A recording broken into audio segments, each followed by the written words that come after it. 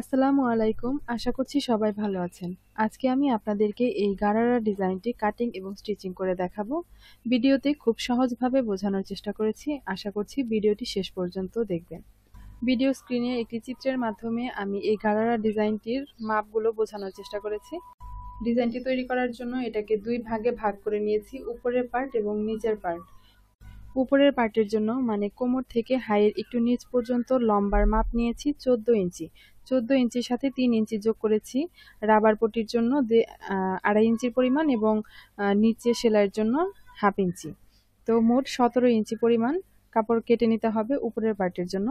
আর নিচের পার্টের জন্য লম্বা হচ্ছে 26 ইঞ্চি আর 1 ইঞ্চি সেলাইয়ের জন্য।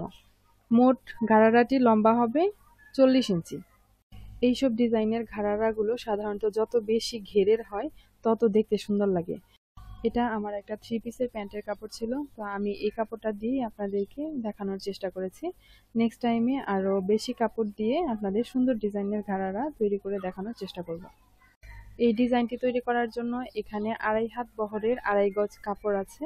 প্রথমে কাপড়টিকে বহরের দিক থেকে মানে পাশের দিক থেকে 2 ভাঁজ করে নেব। ভাঁজ করে কাপড়টিকে সুন্দরভাবে বিছিয়ে নিচ্ছি। এবার নিচের পার্টের জন্য আমাকে 27 ইঞ্চি পরিমাণ লম্বা কাপড় কেটে নিতে হবে। তো এখানে আমি 27 ইঞ্চিতে একটি দাগ টেনে নিচ্ছি। এবার দাগ টানা অংশটুকু কেটে নেব। এটা নিচের পার্টের এক পায়ের অংশের জন্য কাটা হলো। আবারও 27 ইঞ্চি পরিমাণ আরেক টুকরো কাপড় কেটে নিতে হবে। এবার প্রথমে যে 27 ইঞ্চি পরিমাণ কাপড় কেটে নিয়েছিলাম সেটাকেই বিছিয়ে এভাবে কেটে নিচ্ছি। নিচের পার্টের 2 পায়ের অংশের জন্য কাপড় কাটা হয়ে গেল। এবার বাকি কাপড়টুকু 4 ভাঁজ করে এভাবে বিছিয়ে নিয়েছি কোমরের অংশ থেকে হাইয়ের নিচে পর্যন্ত কাটার জন্য। এখানে লম্বা 15 ইঞ্চি আছে, 4 ভাঁজে লম্বা মোট 15 ইঞ্চি আছে। এখানে আরও 2 ইঞ্চি 2 থেকে 2.5 ইঞ্চি আমাকে যোগ করতে হবে। তো এখানে যে কাপড়টা বেঁচে যাবে সেই কাপড়টা দিয়ে আমি এখানে জোড়া দিয়ে নেব। তো এখন আমি ফিতাটাকে লম্বাভাবে রেখে দেখে নিচ্ছি যে আমার কতটুকু কাপড় জয়েন করতে হবে। এখানে 26 ইঞ্চি নিচের পার্ট থাকবে আর উপরের পার্টের জন্য 41 ইঞ্চি। তো 1 ইঞ্চি চলে যাবে সেলাইয়ের জন্য। আর এখানে 2 থেকে 2.5 ইঞ্চি কাপড় যুক্ত করতে হবে রাবার পট্টির জন্য। তো আমি এখানে কাপড়টাকে জয়েন করে নেব। তো এখন হাইয়ের মাপটা দিয়ে নিচ্ছি 14.5 ইঞ্চি। উপরে কিন্তু আমি 2 ইঞ্চি বাদ রেখে 14.5 ইঞ্চিতে দাগ টেনে নিয়েছি, কারণ উপরে যেহেতু আমি জয়েন করব। তো এদিক থেকে 3 ইঞ্চিতে দাগ টেনে নিলাম। 3 ইঞ্চিতে দাগ টেনে নিলাম। তো উপরেও ঠিক এভাবে 3 ইঞ্চি করে একটা রাউন্ড শেপ দিয়ে নিচ্ছি। দাগ অনুসারে কেটে নিচ্ছি।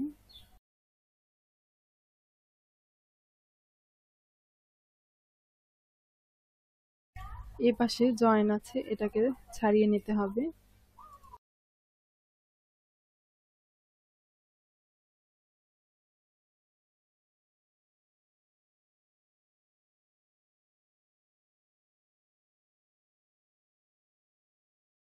এবার এই অংশটাতে 24 ইঞ্চি। তো 24 ইঞ্চিকে 2 ভাগ করলে 12 ইঞ্চি। 12 ইঞ্চিতে দাগ টেনে নিচ্ছি আর 1 ইঞ্চি রাখবো সেলাইয়ের জন্য।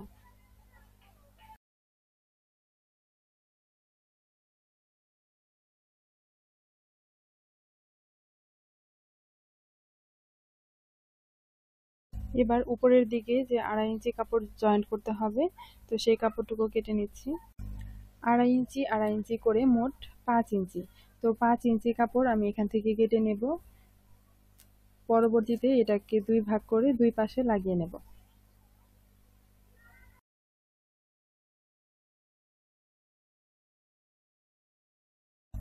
এবার নিচের পার্টের জন্য যে 27 ইঞ্চি পরিমাণ লম্বা কাপড় কেটে নিয়েছিলাম, এই কাপড়টিকে 4 ভাঁজ করে বিছিয়ে নিয়েছি।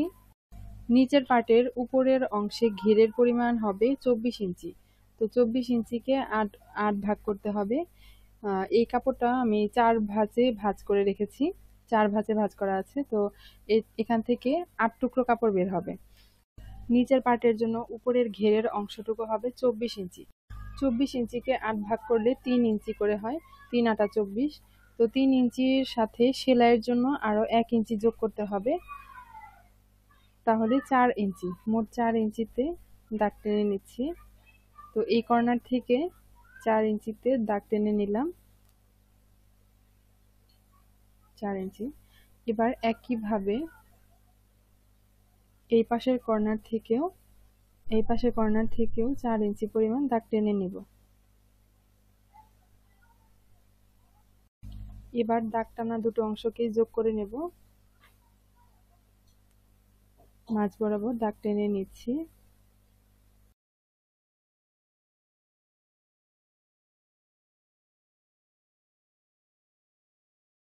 এবার দাগ বরাবর কেচি দিয়ে কেটে নেব।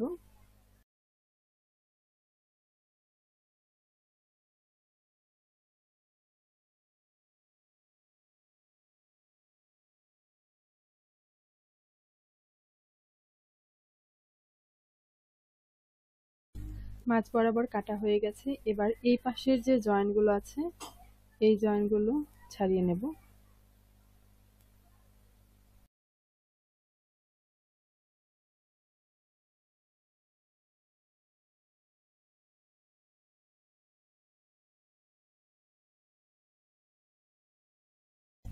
একইভাবে এই পাশের যে জয়েন্টগুলো আছে সেগুলোকে কেটে নেব।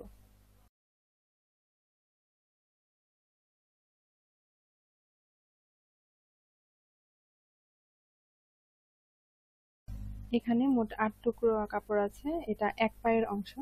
ঠিক এইভাবে আরেক পায়ের অংশের জন্য কাপড় কেটে নেব। একইভাবে কাপড়টিকে 4 ভাঁজ করে নিয়েছি। এবার যে কোনো এক কর্নার থেকে 4 ইঞ্চি এবং ওই পাশে ঠিক তার বিপরীত কর্নার থেকে 4 ইঞ্চি, এবার মাঝখানটাতে এভাবে কেটে নিলাম। তারপর এই জয়েন্টগুলো ছাড়িয়ে নেব।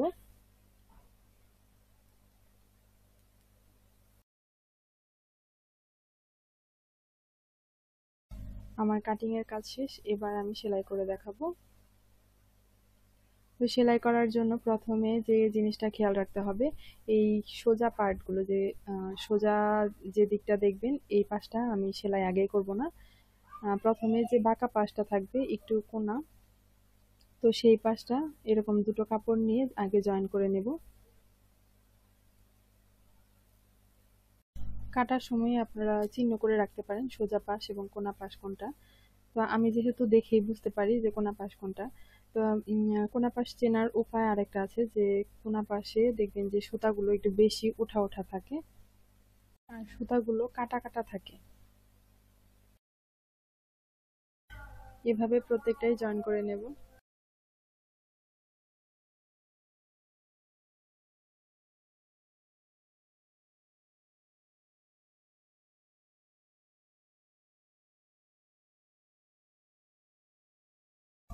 আমি 8 টুকরো কাপড়কেই 2 টুকরো 2 টুকরো করে জয়েন করে নিয়েছি।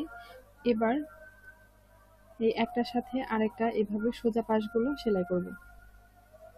এভাবে সেলাই করলে আপনার উল্টা পাল্টা হবে না, মানে সোজা পাশের সাথে সোজা পাশ এবং উল্টো কোনা পাশের সাথে কোনা পাশ এভাবেই সেলাই করা হবে।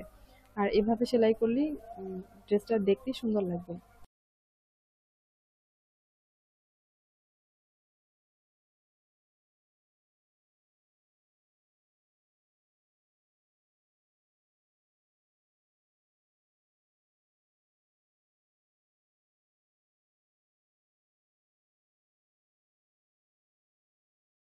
তো এভাবে প্রত্যেকটাই জয়েন করে নিচ্ছি।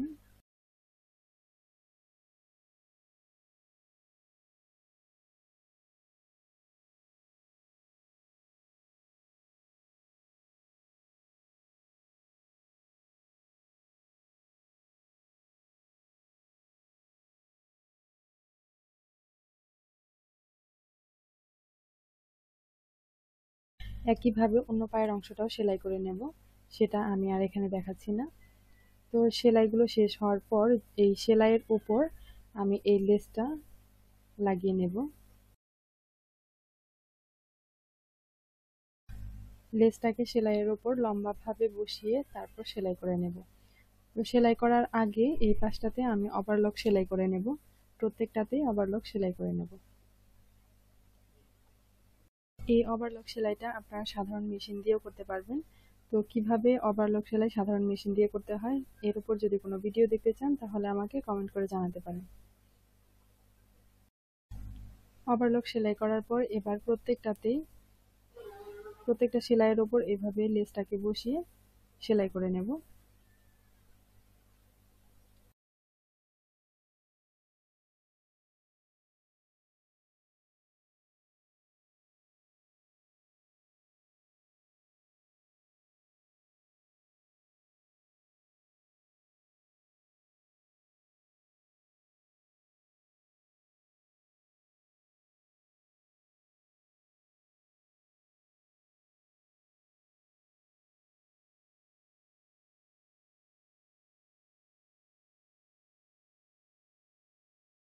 প্রত্যেকটা সেলাইয়ের উপরে আমি এভাবে লেস বসিয়ে নিয়েছি।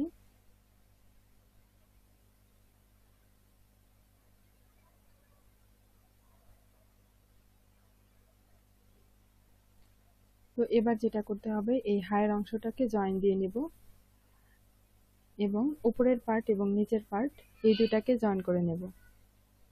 জয়েন করার পর এই জয়েন্টের উপরে আবার এই লেসটাকে বসিয়ে সেলাই করে দেব এবং নিচের দিকটাতেও সেলাই করে এই লেসটা বসিয়ে দেব।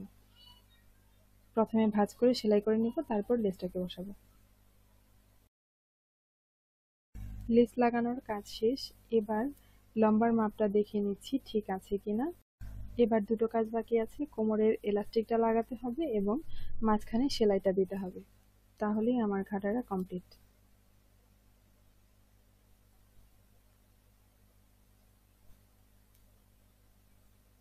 চলুন তাহলে এই সেলাইটা কমপ্লিট করে দেখিয়ে দিচ্ছি।